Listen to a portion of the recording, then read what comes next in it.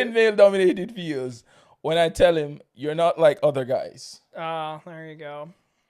See, I feel like that is meant to be a compliment, and like I think it is, but people just take it wrong. Where it's just like, what? Oh, come on.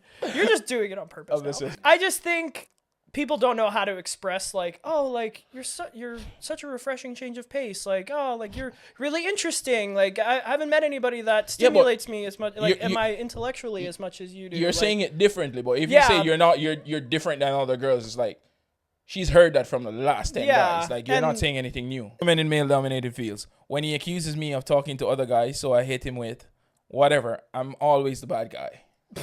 It's deflection. Toxic. Yeah, toxic. Women in male-dominated fields. When he asked me to post him, so I hit him with I don't even use Insta like that. I actually don't use Insta like that. I would. I actually don't. 2 more and then we're done with this. Yeah. Okay. When I tell him I am not ready for a relationship, but we can still hang out. I don't know if I've ever used that one. Yeah? No, because none of my, like, let's just say that it never got to that point a lot of the time. Okay. Like, where it just kind of ended mutually. Okay. Fair. Women in male-dominated fields, the last one.